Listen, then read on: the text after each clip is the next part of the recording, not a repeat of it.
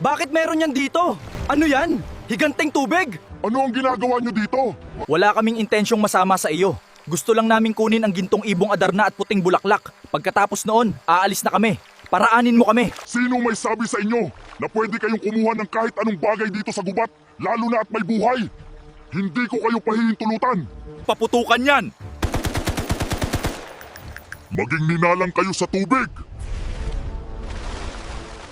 Estranghera, handa kaming tumulong lahat para sa'yo!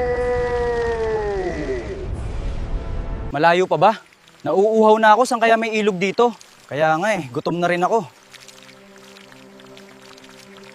Grabe, napakalaki ng puno na to ah. Parang sobrang tanda na. Kung papupuntahin natin ang grupo ng mga nagtotroso, tiba-tiba tayo at paldo. Hala! Ano to, patibong? Hindi ko to inaasahan. Bakit may patibong dito?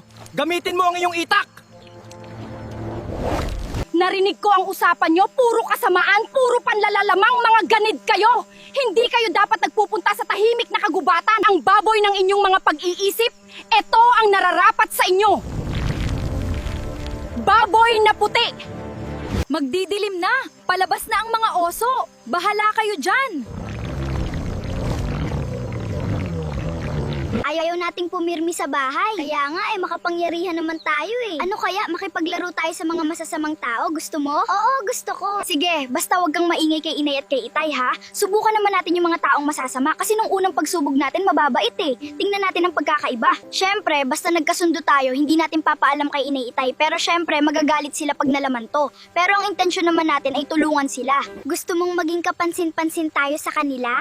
Dapat maging gintong ibong adar na tayo. Dahil yun ang hinahanap nila. Oo nga no, magandang idea yan. Pwede rin tayo maging puting bulaklak. Tapos pagka malapit na sila, huhulihin natin sila. Tama. Alam ko naman, kaya natin protektahan ang sarili natin. Kaya nating iligtas ang isa't isa. Dahil makapangyarihan naman tayo. Ano? Anong gusto mo? Gintong ibong adar na o bulaklak na puti? Syempre, maggintong ibong adar na muna tayo. Tara na! Tayo'y maging gintong ibong adar na!